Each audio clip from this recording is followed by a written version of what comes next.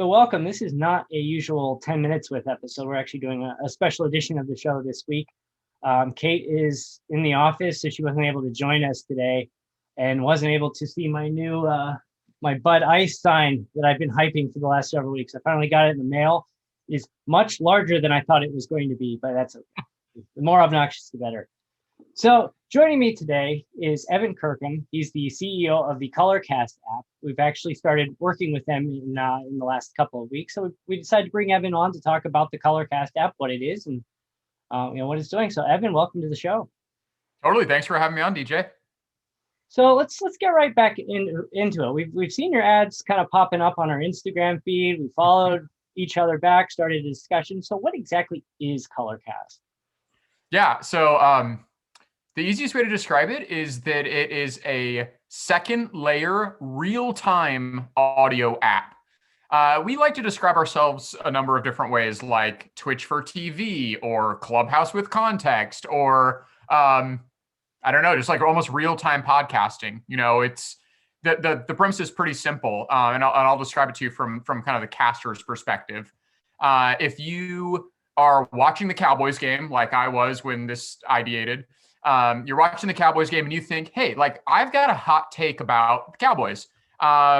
You can, you're sitting on your couch, you find that same game that you're watching on your Colorcast app. You turn down your TV so we're not getting some kind of weird echo, and you literally just start talking about the game.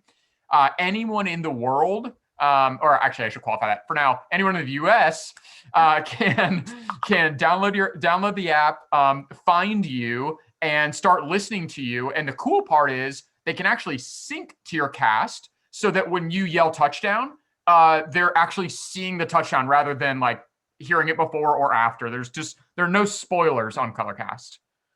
That's an interesting point you bring up, because one of the things that drives me nuts right now is I cut the cord a few years ago and switched over to one of the online streaming, I'll say Hulu. I switched to Hulu Live.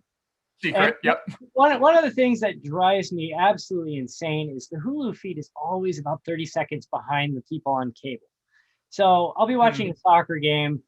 My dad will be watching a soccer game on his local cable provider, and he'll text me like, wow, that was an incredible goal. And it's like, great, you just blew it for me. Thanks a lot.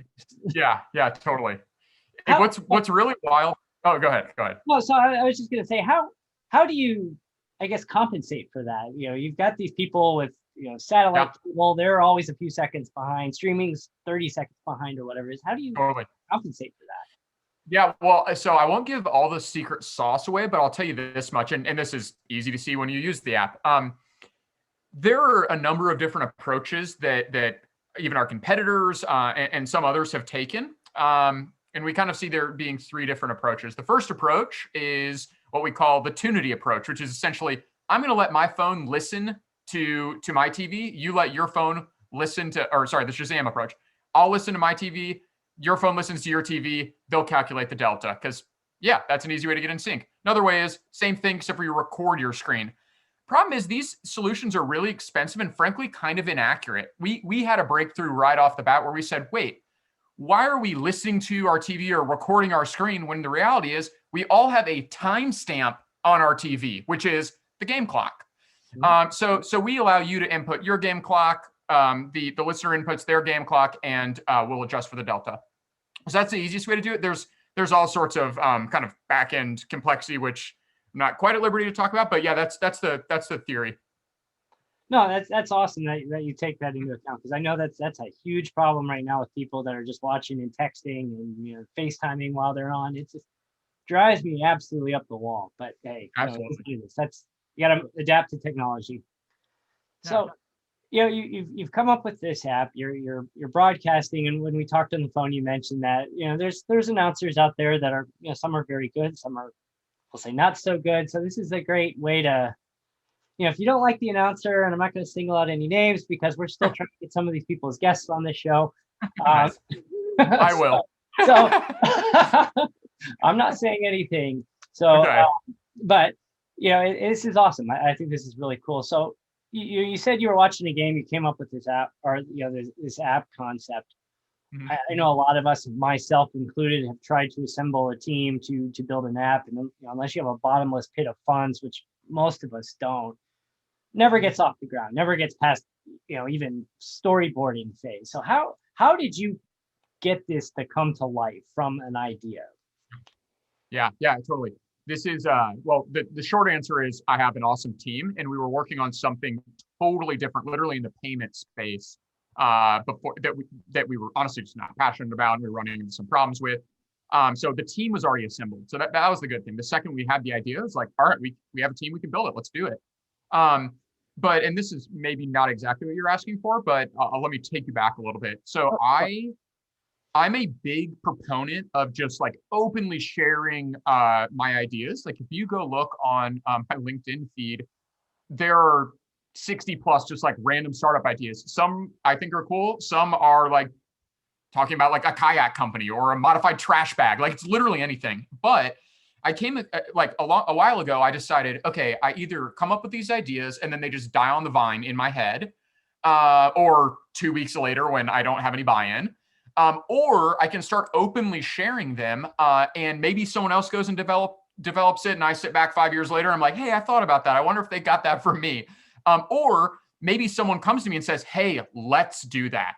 And that's exactly what happened with Colorcast. So I had kind of the aha moment. We can talk more about that if you want, but I had the aha moment, and that very next day, I actually just like banged out a post to on LinkedIn, Colorcast, like, live audio in real time, augmenting the native broadcasters, all of that.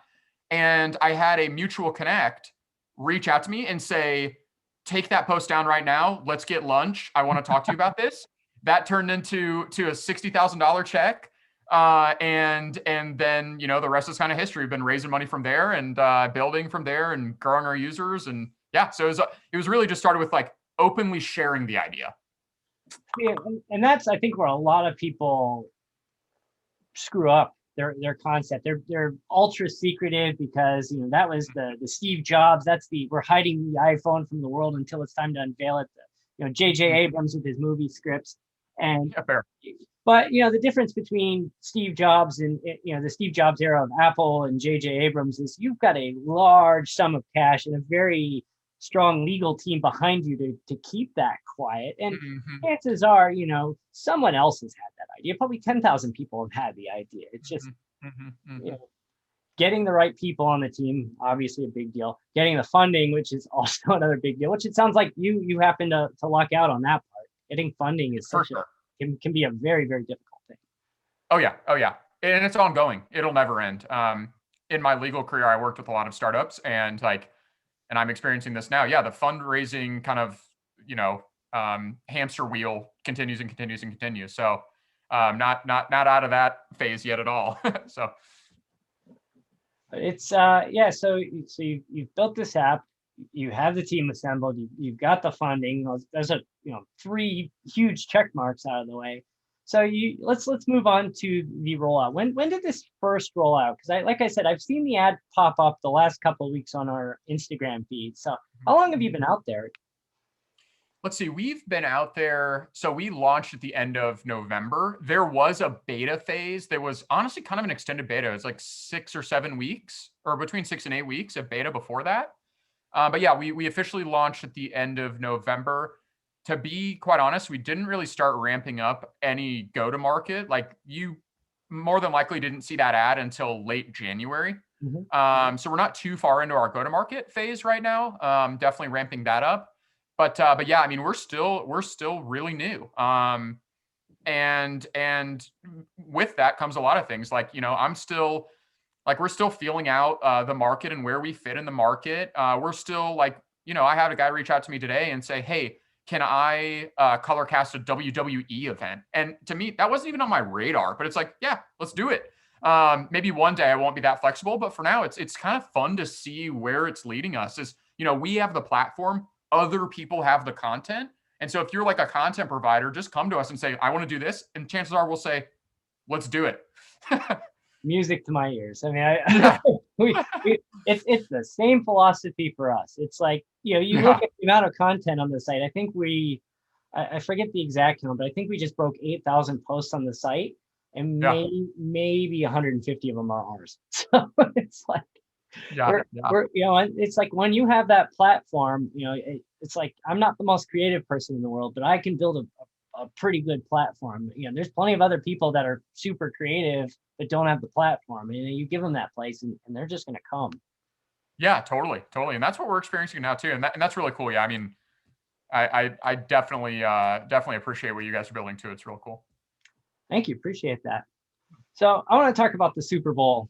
That was probably your first major event that you've had since you went live.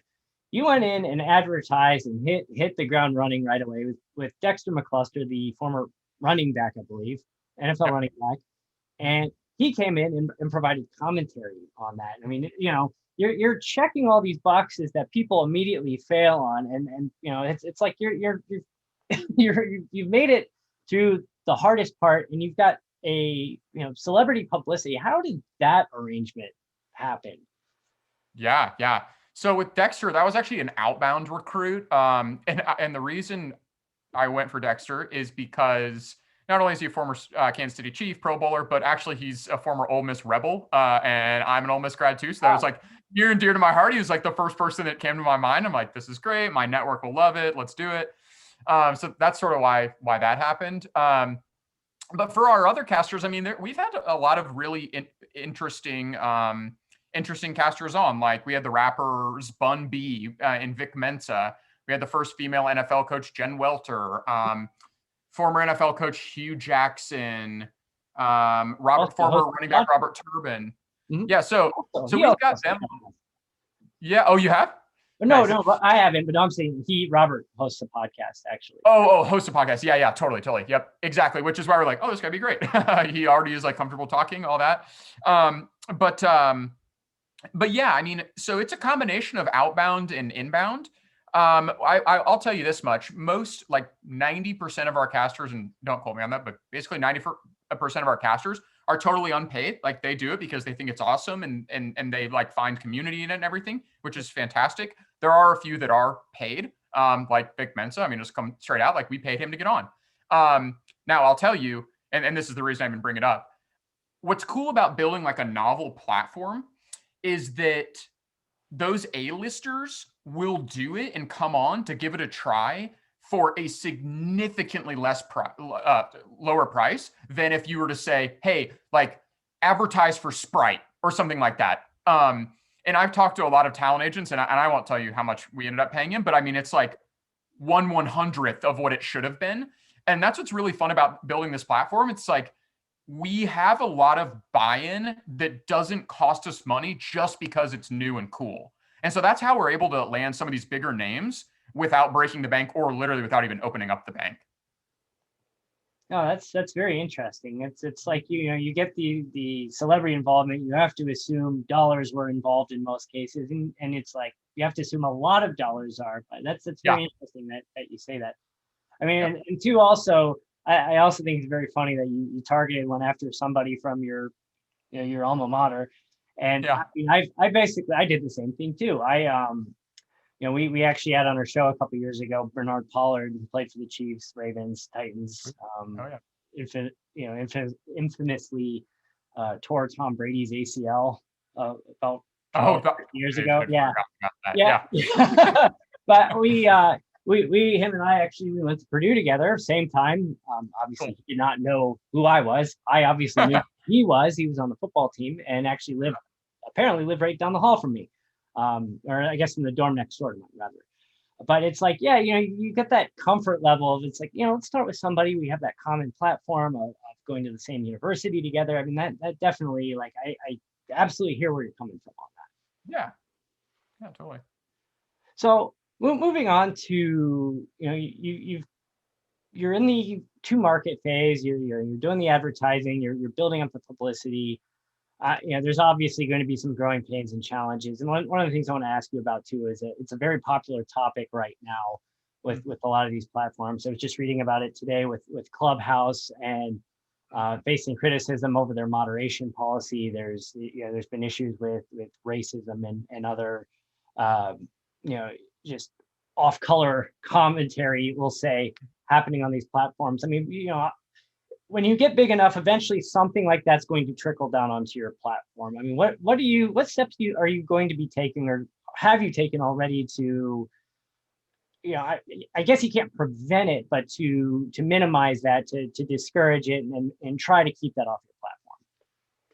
Yeah, I think we're good question. And it's something that we have actually thought a lot about. So I'll start by saying, I think we're in a position where we are less prone to have that happen on Colorcast because the kind of content itself is directed at something specific, which is an NFL or an NBA game. Whereas a platform like Clubhouse or Facebook or Twitter is say whatever you want to say. And well, I should say anyone can say whatever they want to say on Colorcast, but it's like there's some sort of context. It's like it'll be about the players or the coaches. It's not like someone's going to hop on Colorcast to organize a riot. It's just not the right platform for that. Yeah. So we have a little bit of like built-in defense just based on like the market we're attacking. But beyond that, we also have a report button that all of the listeners see. So if the listener wants to report a caster, they will. And I'll tell you right now, we have that integrated with Slack. So I will get a notification the moment someone reports something, and then we can monitor it. The stage we're at right now, we can pretty well check out most casts, even within our own team. I'm not saying I'm going to sit on there for all 3 hours of the cast, but like, I know when people go live and I will regularly hop on and be like, what's this all about? So there's even some of that kind of just moderation. I mean, I think that's kind of how we're defending against it. I'll say this though, the point of Colorcast, or one of the main points of Colorcast, is really to say whatever you want to say. So like if someone gets on there and they just, they're a little more like adult language or mature language or whatever, like that's okay. Sure. If someone wants to report them, that's fine. Honestly, I probably will not take that down. Like it's like, hey, be who you want to be. If someone was on there saying something like racist or anti-Semitic or something like that, that's something we would take down. So, I mean, I don't have the clearest line on it right now. And I think that's probably what everyone's struggling with, but it's sort of, what's the famous Supreme Court line? It's sort of like, I know it when I see it, kind of. I know it when I see it. So that's sort of the philosophy we're taking right now. But I think we have some kind of functional, like actual features that prevent against it, like the report button. And then also we just don't seem that prone to it. And maybe I'll eat those words later, but like, it doesn't seem like the right place for that. Sure. And so, I mean, it's definitely when, we open it up on our platform of topics. And unfortunately, we did have one incident last year where we had to give somebody the immediate boot. Actually, oh, wow. Okay. Yeah, not over something they said that published on our site, but something that they posted, in tweets. And they had mentioned in their profile that they work with us. And so I've got people tweeting us like late at night, like, hey, is this the kind of guy you want representing your platform? And they're like, no, absolutely not. And yeah. Okay. It's like we took swift action. We gave them the boot, and knock on wood, we survived our negative PR battle. That PR scare rather, and it's a little terrifying. And it kind of had that. There was a little bit of PTSD over the next kind of week where I'm just like, I gotta look at every single post, and yeah, exactly. It's like I can't listen to every hour-long podcast or 30-minute video or read every blog page, and it's just like eventually it's like, most people are good people at heart. They're not going to go and abuse a platform like that, but there will be people that unfortunately, they like to push the limit. Sometimes they just push it a little too far. Yeah, I totally agree. Yeah, and we would want to take swift action. That's another thing that I didn't even get into, but yeah, like, if anyone is representing that they're part of the platform, that's a totally that's outside of app, and that's actually significantly harder to police. So I feel you there. Yeah, it's just it's not comforting. It's 10 o'clock at night and your Twitter account's blowing up with, hey, you see what this guy's doing? He says he works for you. I'm like, no, he does not work for us at all. Yeah. No. Nice. Yeah. Yep. Hear you. But okay. So moving on, where do you see you going with this platform over the next 12 months? Obviously, you talked about the WWE stuff and other Oh sports. yeah. What do you expect to see over the next 12 months? Yeah. So I mean, I can tell you what's coming up in the next 6 at least. But yeah, sure, we'll do 12. So Like an arbitrary number. arbitrary, yeah, somewhere between 9 and 12. Okay, so March Madness, huge. We're gonna be hitting that. NBA playoffs, also big for us. NHL coming up. I mean, it's already on, but like us getting more and more involved in it. MLB, perfect for Colorcast. I mean, radio calls of MLB, and again, that's not exactly what we're doing, are massive. So we definitely want to get involved in that. In July, Summer Olympics, NBA playoffs, NHL playoffs. Then we roll back around to football, and that's where we started. We crushed football. We had coverage on almost every single game, and in most instances, like multiple casters per game. So I cannot wait to get back to football because actually I'm just personally interested in football too, but like it's really, really great for our platform. So really excited to get back there. But then even kind of sprinkled in between, like, there's someone who wants to do The Bachelor. There was someone who wanted to do the presidential inauguration. We've got people talking to us now about doing sort of like a director's cut. Yeah, lots of spinoffs. And actually, what's funny is, and I've said this before, but I'll say it again. It's like I'm sort of the dreamer on the team. Like I'm the one who's like, oh my gosh, yes, we should have 5 casters on the presidential inauguration. And it's really been my team's job to like rein me in and be like, Evan, like sports. But that's another dangerous topic. Yeah, exactly. Yeah. No, fair enough. Yeah, we would have been on that one. But yeah, so they're always trying to rein me in. But the interesting thing is like our thesis. So like we're very sports right now, and honestly, I think sports will always kind of be our bread and butter. Mm-hmm. But the thesis is significantly broader. The thesis is anytime there's a shared visual, there's an opportunity for personalized audio. So if we're all looking at the same thing, whether that's sports or award shows or whatever, we should be able to hear whatever we want. And I'm not saying like replace the commentator or whoever, maybe, but at the very least, like invite a friend onto your couch, your virtual couch, to watch the TV with you. Or let's extend it beyond that, to watch the parade with you. Like, what about a Macy's Day Parade? You could easily colorcast that. So there's 1,001 applications. And honestly, part of what I have to do is like keep myself in check, not to run after all of them.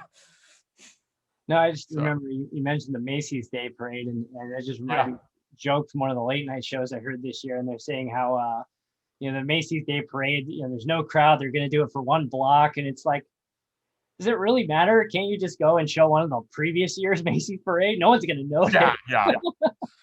I tuned into that for probably 10 minutes. So I'm out here for a little further west, and I don't think I was awake, but no, it's this year's I was not awake in time for that. And the other fun thing too is, you talk about domestically, but when you get into the international market, especially in soccer, and you've got those people getting up at 6 a.m., those hardcore people like I used to be before I had kids. Those hardcore people that would get up at 5:30, 6 a.m. in the morning to watch soccer in half the world away. And you can see why NBC bid as much as they did to get the English Premier League in there, because it's like, what's your competition? You've got on Saturday morning, you've got infomercials, cartoons, fishing shows, the farm report. Exactly. Like, you don't have any competition on Saturday morning. Yeah. And they're getting good audiences too. Considering the fact that it's like, okay, it's why would I care about Manchester City or Manchester United or a soccer team half the world away? But clearly people do. It's really incredible. That's interesting to see. Yeah, and we actually, to that point, and I don't know why I didn't mention it, we actually do populate I think the top 5 or 6 soccer leagues on our platform right now. So like EPL, Champions, La Liga, a few others. The truth of the matter is we just have not spent any time trying to recruit casters for that. And I think maybe it stems from none of us being like too personally interested in the sport. Sure. And so it's just like kind of faded into the background. But I agree. I mean, that is a ginormous market, and we should really be considering that a lot more closely. Yeah.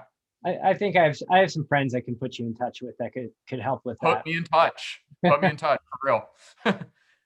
So, you've mentioned notable events, notable features. Do you have any surprise guests that you want to unveil here coming up, or is that still a work in progress? Oh shoot. I mean, still a work in progress. Fair enough. Let's do that. I always try to see if I can get some breaking news. I've actually. I'll try to give you some more breaking news later. Like we'll see where the questions go. Yeah, we had John Anderson, who's been on SportsCenter for 20 years now, and he hosted the show Wipeout for a long time, and then word came out that they were bringing Wipeout back on TBS, and I got him to admit that he was not involved in the reboot of the show, which was not, I don't think was publicly reported anywhere at that point, but I'm like, yeah, breaking news, you heard it here first. So just fed it right to TMZ. Yeah, I mean, that was it was exciting and both exciting and disappointing. That one, it's like, hey, we broke his story, but two, that he's not going to be on there because I think if you ever watched Wipeout, him and John Henson were very, very good together. They played off each other very, very well. But anyway, so app is Colorcast. Where can you find it? Where can we find the social media? Yeah, so all of the socials are at Colorcast app. You can find us on all of them. You can find us in the App Store. We're only in the Apple App Store right now, we will be on Android eventually. We are only on the Apple App Store right now, and you straight up just type in Colorcast, and we should pop up. So we've got a bunch of 5-star reviews, so we are at the top of that list, which I'm really happy about. Did see that actually. I got in there. I'm in there myself, so there you go. There's the app. Yeah. And this is a joke I always make, so you don't have to laugh at it, but I do only know 4 of those 5-star reviews. So they're legit. Your mother, your aunt. Yeah, pretty much. No, just at the beginning, we're like, does this work? How does this? Yeah. So I think like our first 10 podcast subscribers were my dad, my brother, my sister-in-law. So yeah, everybody goes through that. It is. What's crazy too is like, I joke that, we're definitely growing and we're outgrowing like our personal networks and all of that. But I firmly believe that my personal network, and not that I have like some super strong personal network, but like, I feel like, all of our personal networks will continue to be important from now until IPO, for real. Like, it's just crazy. The kind of like inbound I get on LinkedIn now, where it's like, hey, there's someone that's in my network that I hadn't talked to for a few years, but it turns out that they're doing something perfectly complementary to what we're doing right now. Or maybe they just have like a good idea about a feature or something. I mean, you cannot undervalue the personal network, no matter how big or small you are. For sure. So awesome. So Evan, thanks again for being on the show today. Really excited to get started to working with you guys. I think we can provide a ton of value to each other. Totally agreed. Can't wait. Awesome. So again, the app is Colorcast. Go download it, get in there, throw some commentary out there, but behave yourself within reason. Yeah. Absolutely. I've been known to let a few F-bombs slip, but since I've had children, I've been better. Just know your audience. That's all we ask. Know your audience. Yeah, exactly. I mean, it's always funny though too. Like my I have twin girls. They turned 3 a few weeks ago, and one of my kids, we're still trying to figure this out, was actually they're holding something and they dropped it, and the kid looked down and goes, "Oh shit!" And I'm just like, I don't know. How was your mom? Laugh or be horrified? I think it was my father-in-law who taught him. Like breaking news. Well, yeah, both my wife and I, we in our youth we were more bad about swearing than we are today, but we tend to be pretty good around them. He's like, he'll sit there and swear, and then he'll be like, Oops, guess what I did? Yeah. Yeah. I'm gonna blame that one on him, but it's That's not, yeah, but yeah, makes that's sense. great way to end the show today. So hopefully Kate will be back next week. I don't know about that. She tends to disappear, as we've all known. I think this is now the third show she's missed in 2021. So she's off to a roaring start. We are a month and a half in, and she's missed 3 shows. So hey, it is what it is. So check us Shame. out at stadiumscene.tv, at Stadium Scene on Facebook, Twitter, Pinterest, and TikTok, at Stadium_Scene on Instagram. And we'll see you next week with another 10 Minutes With.